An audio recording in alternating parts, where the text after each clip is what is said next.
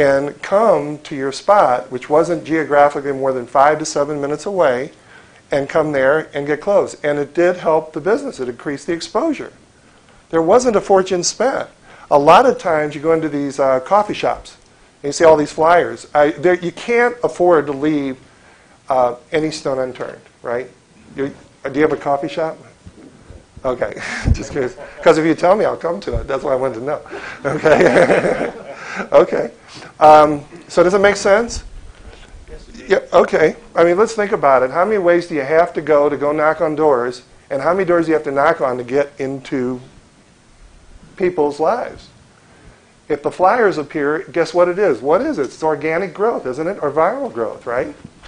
Have you done it? How many have used flyers in their business? Okay. Okay, you have the...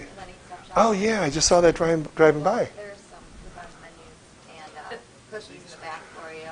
Got some freebies back there from Lenny Slip Shop. Now, is that clever or what? She comes to a seminar and she promotes Lenny Slip Shop. You got to give her an atta girl.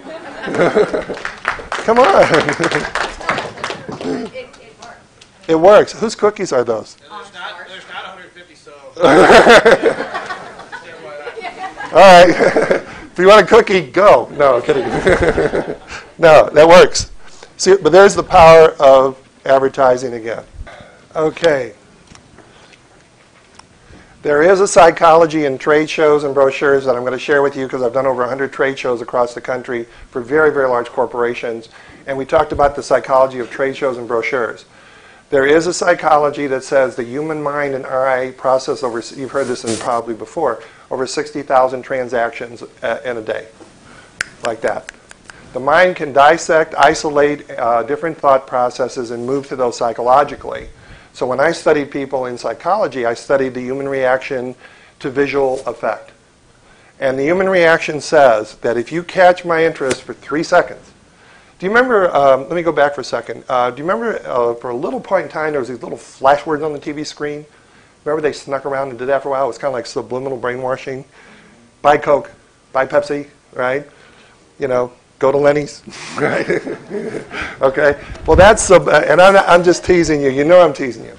All right. That subliminal thing that you got was flash advertising because they knew they could engage your mind in less than 3 seconds and you would react to it. When you're walking down a trade show, you're walking down a supermarket, you're trying to give somebody something, you got 3 seconds to catch their attention. If you get them for 3 seconds, then you get them for 30 more. The minute you engage the mind will stop and will look at more. All right. If you look at more, you will spend at least 3 minutes. All right. So I'm walking down a trade show. I'm in Miami, Florida. I've got a 10 by 10 booth, and I need to look different than everybody else. I told this story at another seminar, so if you heard it before, Ann says she's heard it, so just go with it. You heard the story. All right. So I'm in this long-distance company, and I've got 1,200 buyers, and I've got 100 booths, and I said, what would make me different? So I called Hugh Hefner at the Playboy Mansion, and I really did.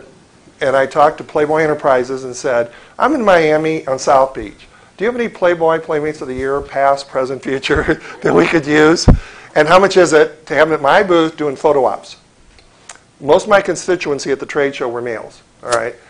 So I found that there were 3 past Playmates of the Year. You could have them in the booth. They would sign your picture. You can't touch them. You got a little, escort with them. But you can't say, oh, let's take this funny picture of me holding this stick. They don't do stuff like that. You have to do real proper. It is above board. $500 for 4 hours each one. Actually, no, $750, sorry. So I said, how am I going to get people to get a picture with a Playmate of the Year, a past Playmate of the Year, with more males than women in a trade show? And what I did is I got 3 poster boards, life-size. So when you walked into the trade show, the very first thing you saw to the right were 3 6-foot pictures of Playmates of the Year.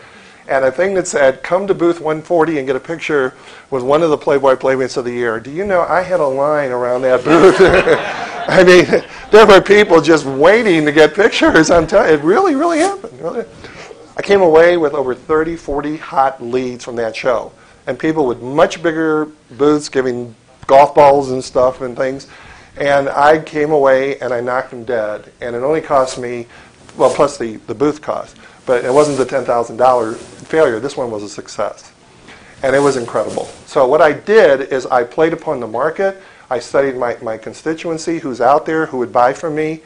If you're not deciding who your typical buyer is and you're not profiling your buyer, then you're not in business and you're marketing. You've got to profile your business. You have a psychological profile of who's the typical buyer, be it not-for-profit, be it Lenny's Sub Shop, be it Al's got an organization. Talk to Al later. He does great marketing.